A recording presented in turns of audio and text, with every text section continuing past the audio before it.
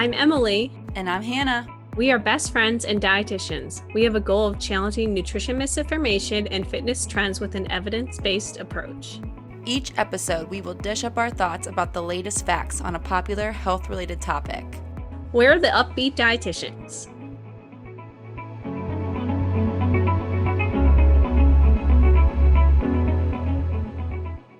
Hello, everybody. Welcome back to another episode of the Up-Beet Dietitians podcast.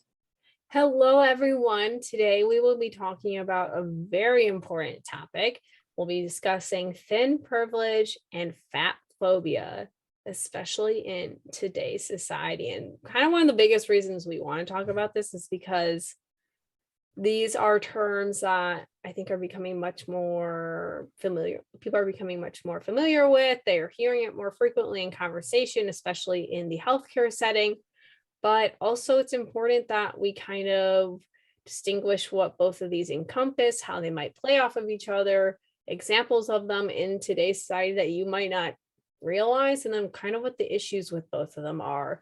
And especially because we especially want to talk about this because over the past 2 decades, with the changes in technology and the changes that people have access to other people around the world, that 20 years ago, you would not be able to probably talk to someone again across the world as easily. But with kind of that accessibility to people comes also more spaces for people to just be rude and judgmental. Unfortunately, so. It's insane. Yes. Okay. I'm so excited. Yes. So we're going to first start off with thin privilege. We're going to chat about what it is. Here, I already talked to you about what this is. Well, let's get into it. So, yes. Anyway, yeah. So thin privilege is defined as kind of that representation of all the social, financial, and practical benefits a person gets because they are thin or in a relatively smaller body. And Hannah and I both, I was not going to say suffer, we both benefit, that's what I'm looking for. We both benefit from thin privilege. So we're going to kind of talk about examples of it, but also our own personal experiences if we think of some. So, yeah. And kind of along with that, like how you, like, I don't know this for sure, but I believe that I could probably eat like pretty much whatever I wanted, and I would never really reside in a larger body. And we'll go over in a little bit, like the struggle of those who, the fat phobia around those who do reside in a larger body. And I'll probably never experience that. Like, as I get older, if I ever like had kids, like weight will ebb and flow, but I would likely never be in a relatively larger body that would likely lead to me experiencing weight stigma. So that's part of, I think, thin privilege too, is we don't really have to like ever worry about that on a personal level in terms of like us getting, having that weight stigma. And a lot of it is genetics. Honestly. Yes, that's what I'm trying to say. I am built exactly like my dad. We have the exact same body type. I'm just in a girl form. Yeah. But that's just kind of, it's never been something I also had to, even when I had like my past experience with like poor, like disordered eating and whatnot, and I gained 16 pounds from that, to me, it felt traumatic because I had some mental stuff going on. And I was like, oh my gosh, I gained so much weight. But I wasn't actually really treated that much differently because of how, I guess my perception of it is also weird because like there was a lot of body dysmorphia going on and stuff like that.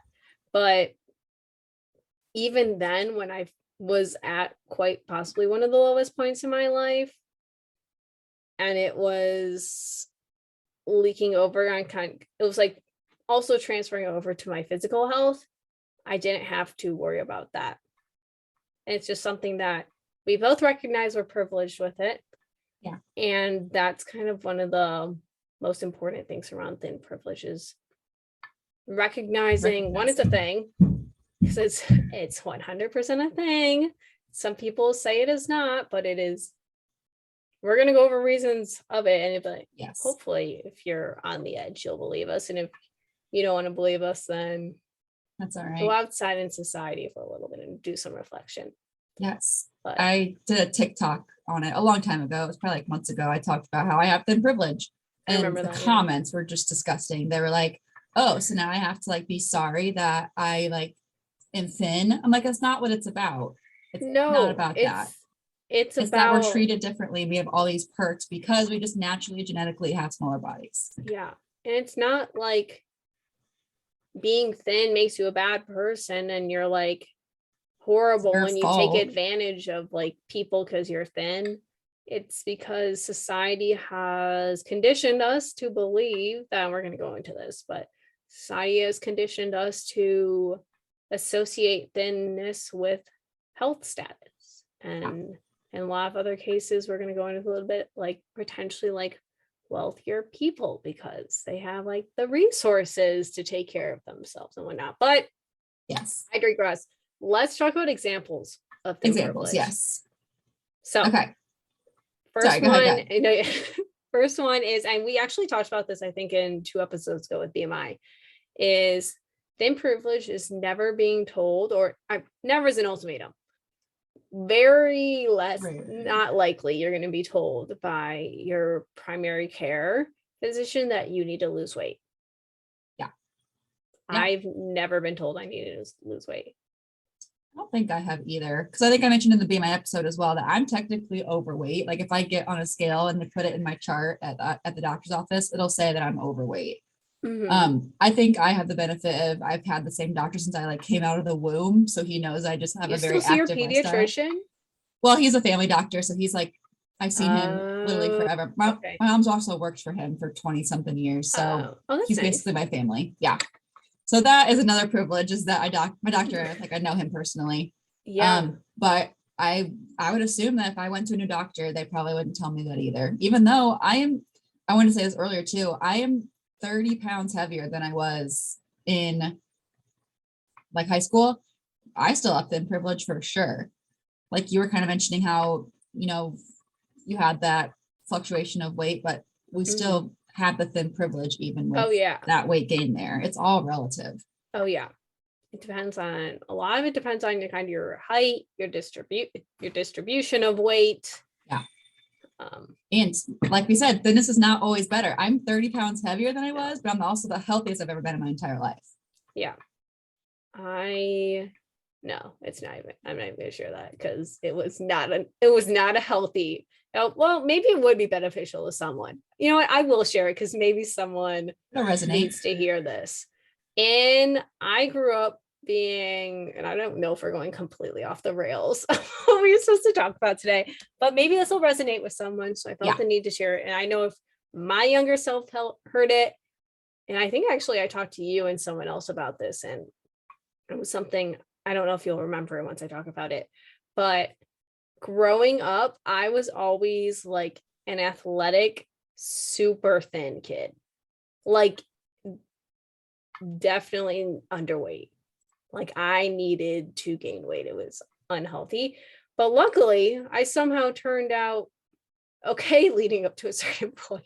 And I didn't like have any type of body image issues or anything like that. I just was naturally like very athletic, very thin. And like, I think what messed me up was my classmates would tell me how good a shape I was in. And then I had my little, I don't even know where I was going with this, but I'm just going to finish where I'm going right now. Just tell the whole story. I had my disordered eating period, and I like struggled with like my body image issues. And also we should probably just do an episode on like our disordered eating history, because we should tell our stories. Also, trigger warning, I feel like I forgot to put a trigger warning just in case. Yeah. Let's skip ahead a little bit now. Yeah. You do not want to hear about potential eating disorder eating, stuff like that. But essentially I had my disordered eating period, and then it like affected my life for the next 4 to 5 months, not 4 to 5 years. It affected me like all throughout college. And I remember talking to you and some of our other friends, and I would look back at pictures And I'd be like, oh my gosh, I was in such better shape. And literally someone told me, they're like, Emily, your skin was gray. And I was like, but I was in such better shape. And the thing is, like, I was clinically underweight, and like I would regularly lose my period during sports seasons, and like it was not healthy. Even if at first, like, it wasn't intentionally, like I wasn't intentionally trying to be small. It just, that was kind of, although looking back, this you're just getting my whole life story right now. There was one kind of bad thing where I would ignore my hunger cues. And then when I like started dealing with stuff, I started honoring those hunger cues, and then I ended up gaining weight. And then that was the whole thing. So it was very a lot to unpack there. But I don't even know what we were talking about at first. I just somehow brought this up. I think how I gained weight and you gained weight. Yeah. We were talking about how being like thinner is not healthier. Yes. I'm way healthier now. Yes. Yes. I needed to gain weight. Like looking back, if I told that to myself, like and to my college self right now, I would have fought myself. Like college me would have beat me up. I'm not a physical person. I would have verbally beat myself up. but it was completely true. And I was other people telling me that it was not good. And I just like was so much in my head that I needed, like, thinness was better. It was not true. I was not having a period. My skin was gray. Like, it's so true. Yeah. It's so true. This is, I don't even want to say it's TMI because it's not, but the men listening may not love it. But like my period now that I'm 30 pounds heavier is so much more consistent. I think stress played a really huge role in that too. When I was in college, like I was like, I'd say more stressed than I am now. College is terrible. Don't go to college. It's so stressful. Seriously, don't go to college. It's not worth it. Unless you're getting a full ride and it's an easy major. Anyway, I have to believe that part of it is being at a weight that my body's like meant to be at. Like I'm at a healthier weight. I'm eating food finally. Like I'm nourishing my body. I'm not micromanaging my calorie intake, my carb intake. I'm not in the gym 7 days a week for 2 hours at a time. I'm not doing like 6-mile runs. Like I'm letting my body like be where it wants to be, and I'm treating it with respect. And that's like my body is like thanking me and doing all these good things now because of it. Yeah. So yeah, thinner is not always better. No. Bottom line there, which is not even the point of today's episode. We have to do a whole episode on that because that could be a whole other conversation. We start off with like private care never telling you to lose weight, and then we just completely went. But if you guys have been listening for a while, you kind of know this is how we tend to go. Hopefully you appreciate our life stories about. If we ever like stay on track on an episode, just know we don't care about that topic. We're just doing it for you. Because if we care about it, we're gonna get off topic. Yeah, we'll talk and just tell our stories. All these other things. Yeah. But let's do another example of privilege. So this one I can definitely attest to as someone who posts on social media. This one is being able to post a video of you eating McDonald's or really any food, and everyone compliments you for living your life. I have benefited from this. I posted one recently of me eating Wendy's, and I did try to say in the video, like, I have this privilege that I'm able to do this and eat this. And I probably won't get any comments saying that, you know, I need to lose weight. Why am I eating that? You shouldn't be in that. Like, exactly. Like maybe you should skip on the fries or something like that. Like, exactly. I was able to eat that, and I addressed that side of it, but my comments still to this point were like, wow, yeah, you're so right. That really helps me feel better that I know I'm able to eat those things. And it's because, wait, you go. No, that's okay. That's all I really had to say about that. I was just going to say, like, it's because you have a thin body. Yeah. It's the entire, the Emily Mariko effect. People who are familiar with TikTok, she, you know, like she's like a lifestyle wellness influencer. I love her, but she is someone that highly, like, she benefits from thin privilege, like her entire, and it took a lot of like actually reflection for myself, because like I did a video about her and everything, but people, and the whole thing was like the white rice. I was like, biggest thing I feel like is she was eating white rice regularly, and people are like, oh my gosh, I can eat white rice regularly. And it's because they see someone in a thinner body. They're like, oh, it's okay to eat these foods because you can still be thin and eat these foods. It's like it's nothing wrong with her. This is nothing wrong not about with her. Not about it's her. like, or anyone who thinks that way. Like if you had that thought of Emily Mariko's eating white rice, so now I can eat white rice, that's not your fault that your brain went to that conclusion. That's just the society we live in, and our brains are like trained to think that way. Yeah, because we've been taught and like programmed to believe that you have to eat like your green juices and all your like protein shakes and all these like your chicken and your vegetables to be thin. But like white rice is not the cause of thinness or fatness. Like that's not how food works. Yeah. And I actually just thought of this, and I know we've talked about it before, but those like 10,000 calorie videos, there's so much thin privilege there. Let's do a cheat day episode too. That could be a whole episode. Yes. Because like they will make a challenge to eat 10,000 calories in a day, and they're typically like a body, like they're typically into some type of weight training. Yes. It's normally their thing, and they're like, this is my cheat day, or this is my challenge. And no one on there, well, I keep making ultimatums. Most people on there are not going to be like, you shouldn't be eating that. Like, are you sure that's okay for your weight? Like, are you sure that's okay for you? No one is saying that. Everyone's like, oh my gosh, that looks so good. Oh my gosh, I want to try this. Like no one's concerned about their health because they have a smaller body. So they can eat whatever they want, people think, because being in a smaller body is always healthier according to our society. The diet industry and diet culture, all those good things. But the next example of thin privilege is not having to worry about sizes being available at stores. This is huge because I am a retail therapy fanatic. And I love going to stores to try on clothes. That is something that I love doing with my friends. It's really good stress relief for me. That instant gratification, But I never have to worry about my sizes not being at the store unless they're out. But like there's probably always been something that and that's something that can be incredibly deterring to people in larger bodies. Like what if they want to participate in retail therapy, but they don't know if the store they want to go to has their size. That's so demoralizing and incredibly stressful. And then something that used to be fun no longer is fun.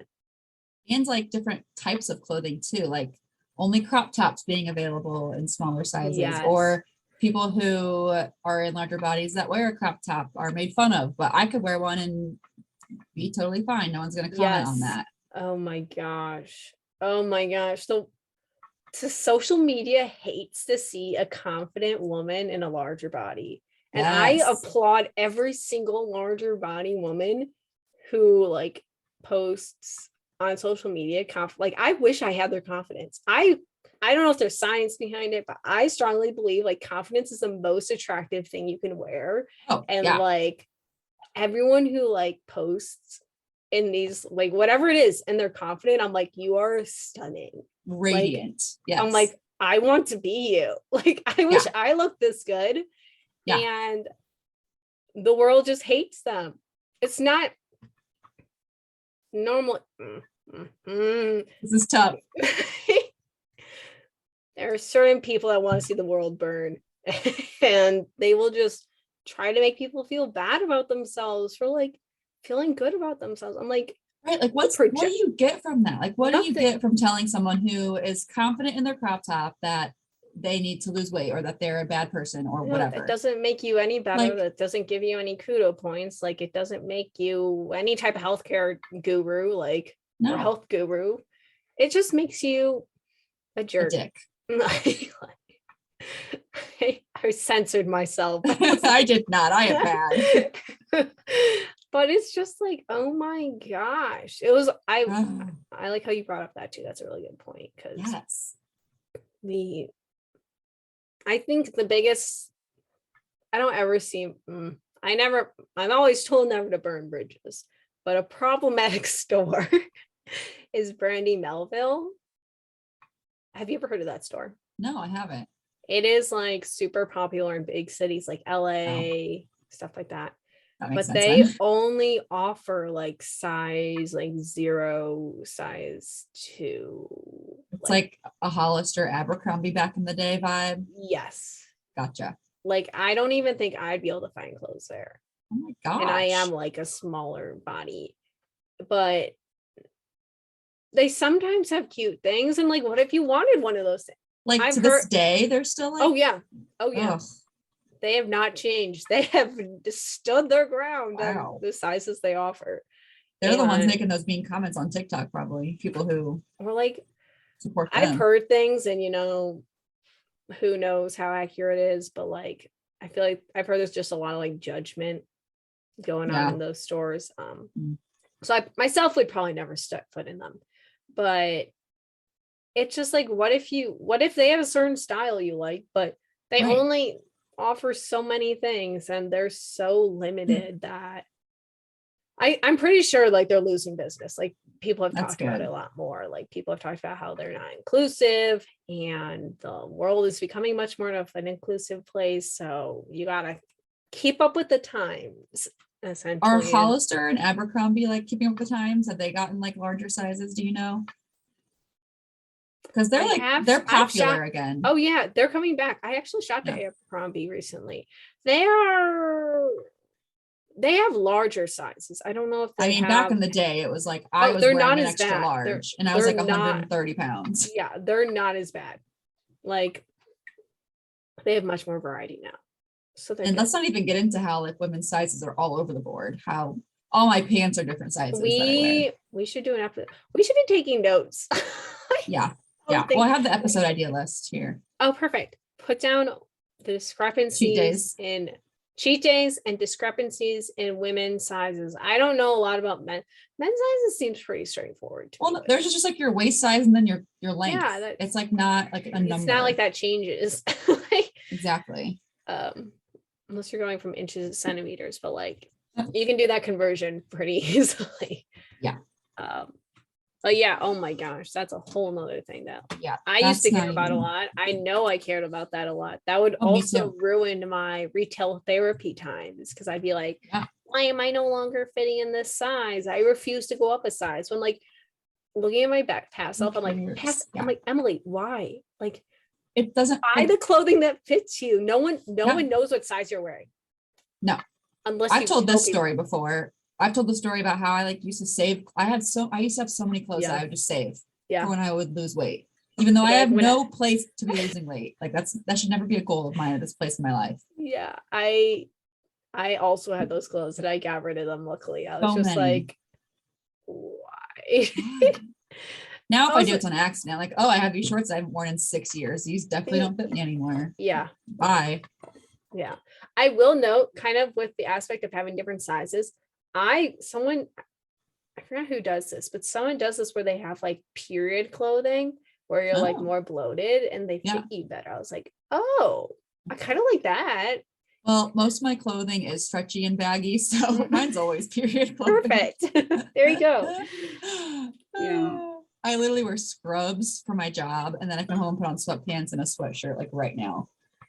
If I'm wearing jeans, you guys, if you know me, you know this. If I'm wearing jeans, it's a wild day. We're going out tonight.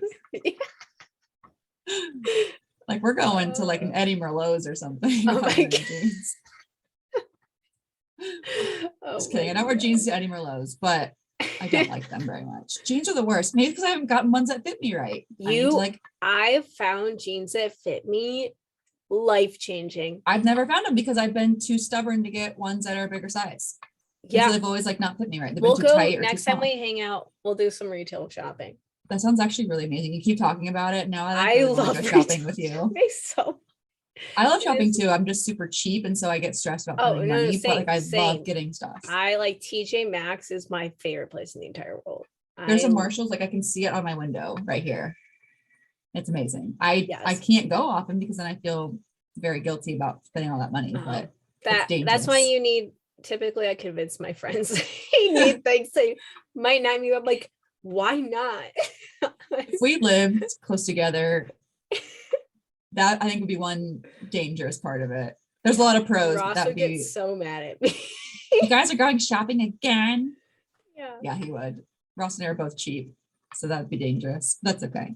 Yeah. We only have one life. We were just talking about this. Like, Yeah, I don't want to life spend a is life wearing short jeans that and don't not fit. promised. I'm not going wild and like spend. I'm going to I'm not like. gonna buy a jet, but I can buy some jeans that fit me. Yes. Okay. We have like, we always do this in our episodes like this, where it takes us hours to get through one section. Okay, the next example of thin privilege is being able to eat in public without getting stared at. I can say I've never been, well, maybe for like other reasons, like I have a booger or something, but I've never been like stared at for what I think is my weight in public. That's never been a concern I've had. No, I think the And- only times I've I was like, people like maybe in high school if I was eating, but even then, it wasn't because of my weight. It was It because was self-portrayed. I was like causing a ruckus eating food. Well, it's because I was ashamed of what I thought was a large body, even though it was not at all. Right. That was just my poor body image, if anything. Oh yeah. Yeah, I can, because people are just so, like, I am someone, and Hannah knows this, I am someone that I'm not afraid to confront someone and tell you how, like, I have a rule that anything I say behind someone's back, I would feel comfortable saying to their face. Yeah. So like, it not only helps filter myself, but also it makes me feel a little bit better about myself. Yeah. Am I probably a bad person? Probably. But That's a good quality to have. I'd rather you be blunt than like a two-faced liar. Yes. But people are so blatantly judgmental. Like, Yeah. I would never feel, the only time I would stare at someone is if it was like a rude customer in like food service, retail therapy, like all the Karens, that is the only time I would stare at someone, because they are being a problem. And like I'm like, you should know your behavior is problematic. You are not being nice right now. Yes. No matter how in the right or how entitled you're feeling. But like, other than that, mind your own business. You don't know what those people have going on. They're just trying to live. We're all just trying to get through life. Like we all hate it here. Like, can we just stop with being mean to everybody? We're not having fun. No one needs to get shamed for going to Panda Express and eating some freaking orange chicken. Let them enjoy their orange chicken in peace. Like, gosh, dang it. Like, you're so right though. Like those TikToks of like the people just like going off on service workers, I can never look away. I think it's we talk about this all the time. We've worked in the service industry. Even when there have been like very few times I've said something in this, like, ever, and it was normally because at a restaurant where I wasn't served for like 30 minutes or even talked to, but it wasn't like I was like, I've been here for 30 minutes and no one has call the CEO. Yeah, I've been like, hey, I don't know if anyone knows we're here. I exist. I'm hungry. Yeah, I'm like, I'm sorry, like if you're really busy or you're short, like I will never, I feel like that's like a red flag. Like none of my friends I know would do that. No. I would not be friends with someone. Their friend. No. If you feel that comfortable, did that, this podcast would be over. I would hope you would cut all ties. No, like feeling that comfortable and entitled to harass a stranger to get your freaking like $5 Starbucks drink, like it's not that deep. No, and they don't get paid enough to deal with these people. It's not their problem. It's a you problem. Yeah, if you're really that upset, call the Starbucks. What's her name? What is the lady? What's her character? The Starbucks mermaid. Yeah, call the siren up if you're really that upset about your frappuccino being made with one less chocolate chip than you. I don't think she's gonna care. Right. No one's gonna care. But yeah. So last one is, and I think this is one of the biggest ones that people don't think about, is examples of thin privilege is not having to worry about being in public spaces or furniture. Like chairs that you could sit in comfortably, benches that you can sit in comfortably, being able to sit at a table, being able to sit on a bus, any type of public transportation, a plane seat, theater seats, like not having to worry about fitting in these spaces. And it's kind of like a lot of, I was reading about this before, and like so much of kind of society has like tailored everything toward thin people. Yeah. And just assumed like this is what your size is. And there nothing bad comes out of making more inclusive spaces. Right. No. Like it just might take up a bit more space, like then pay for the space. Right. Or like the materials you need to make a little bit bigger of a chair or sturdier of a chair. Yeah. Accommodate all your guests and customers. Right. Yeah, this one's big. I've never ever had to think twice about if this chair will hold my weight or if it's wide enough for me. Yeah. I've like complained about being uncomfortable on plane seats because my knees were like really small.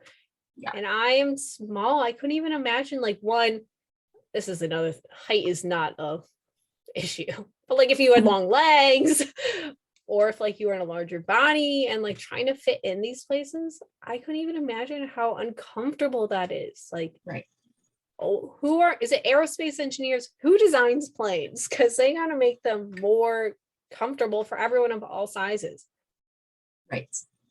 And I hope that we are like going that way. I feel like thin privilege has been a thing for a long time, but everyone's kind of like ignored it. And now we're finally talking about it. So hopefully people in all industries will think about this, like healthcare, aerospace engineers, people who are making like chairs for kitchen tables, like hopefully everyone starts to think about these things, not just like healthcare and like clothing industries. It's not, that's a good point. It's not just healthcare. It's every thin privilege, and we're going to talk about fat phobia.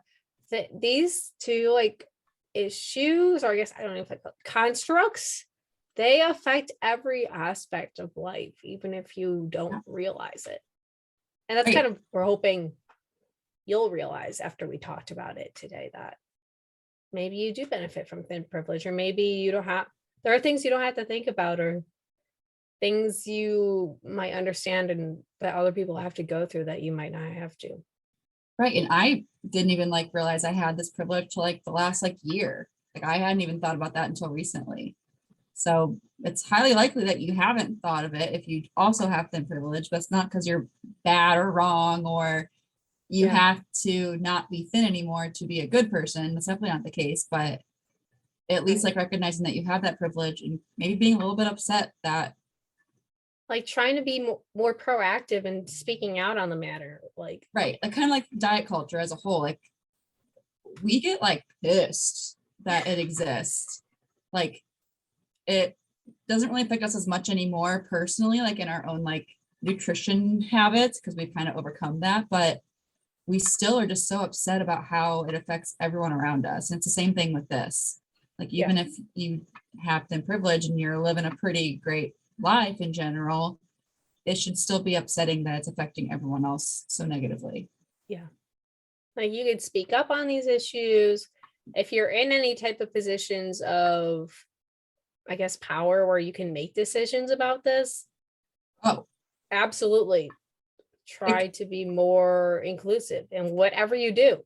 And there might even be things that we haven't talked about today that are more closely aligned to benefit people in a thinner body. And we should be challenging those to be more inclusive of people of all body shapes. Like our podcast is our way of like doing that. Like we hope to be able to reach a lot more people so people like understand that this exists, that diet culture as a whole exists. So while Emily and I aren't like working for Spirit Airlines and able to like make bigger seats, we hope that this reaches someone who knows someone who knows someone who knows someone that maybe could, you know, have some say in that in some way. Yeah. So every little bit counts, even if it's not some life-changing thing that you get to do about it. Yeah. Or even if it's having like a conversation or confronting people who are exhibiting behaviors that benefit thin people and be like, hey, well, what if we did this and made it a little bit more inclusive? Like, listen to episode 44 of the Up-Beet Dietitians podcast to learn more. Yeah, but so if you guys don't have the words or the confidence to really talk about it, refer them to us, and we'll give them the lowdown of why their actions are problematic. Yeah. Okay. So let's go over the issues. Let's finish up thin privilege. So essentially, kind of the two biggest issues with thin privilege, if you on top of everything we just kind of talked about, is someone who is in a smaller frame might not receive, or they might not be treated for kind of care or proper care if they have something internally or psychologically going on. Because they are in a smaller body and perceived as more healthy, if their symptoms might kind of be pushed aside, be like, oh, you're fine. This happens to everyone. I have heard that, where that one, I've had like issues and people are like, it was something you ate. And I'm like, no, I'm a dietitian. Yeah. I know it was not something I ate. There's something going on. Yeah. And it's kind of age plays a role with that too. Oh, you're young. It couldn't be that. I've heard of like cancer stories, for example, of like young women getting like breast cancer, but everyone just kind of blows it off because they're in their like 20s or whatever. Yeah. They're like, oh, I don't even know what they say something that cancer isn't, but I don't know. No, either. No, but yeah. But that's not even the point. Age isn't the point. But yes, that's a big one. And the other issue with thin privilege is that whole idea of like associating size with health status. Because like we've said, just because someone is smaller or thinner does not mean they are healthier. No. Health is, the number on the scale tells you absolutely nothing. Just like the mass of your weight on this earth. That is all it tells you. It doesn't tell you if you're healthy or if you have, an absolute risk of getting any disease. Like, it is just the weight that your body like is on this earth. Yeah. And like you can be in a much thinner body than someone who's in a larger body and be way less healthy than that person in a larger body. Yeah. That one gets me going. Oh yeah. We're probably going to talk about it a lot more. The second half. So welcome to the second half of the episode. You guys thought we were fired up. This might be like the second 2/3 because that was just the intro. I think we've already been going for like 40 minutes. I know. This is take your snack break, take your water break. I mean, you could still be eating.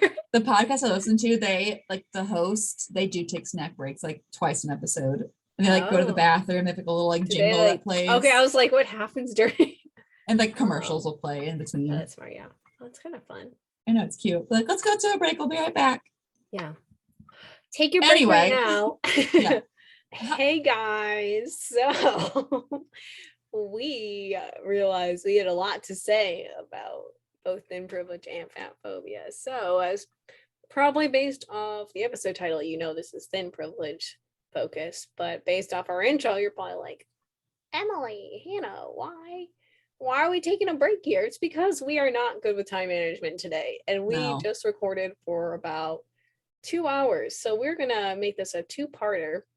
So we're going to kind of cut it short here, let you sit on your thoughts about thin privilege and take some time to reflect and all that fun stuff. And then next week, we'll discuss fat phobia. Yeah. So you don't have to sit and listen to us for 2 hours, 2+ hours. Because we talk about a lot. And I think if you haven't experienced this before, it can be a lot to take in like one bout. So maybe it's actually good that we're doing this in 2. So you can kind of like absorb, reflect, think about how it's affecting you, how it's affecting everyone around you, and then listen to part 2 and have those thoughts all over again. Yeah. Maybe get a therapist and go over it with that if you haven't already. Yeah. Yeah. Cool. Okay, we'll see you guys in part 2. Yeah. See you there. Thank you so much for tuning in on this episode of the Up-Beet Dietitians with your hosts Emily Krause and Hannah Thompson. We appreciate you all so much for continuing to support us. In order to support us and sustain the success of this podcast, please subscribe and leave a rating and review. If you'd like to provide us feedback for future episodes and guest stars, follow us on Instagram at the Up-Beet Dietitians. Lastly, you can show us support by providing a monthly donation using the link at the end of our bio. Once again, thank you so much for listening today, and stay tuned next Wednesday for a new episode. Until then, we hope you have a wonderful rest of your week.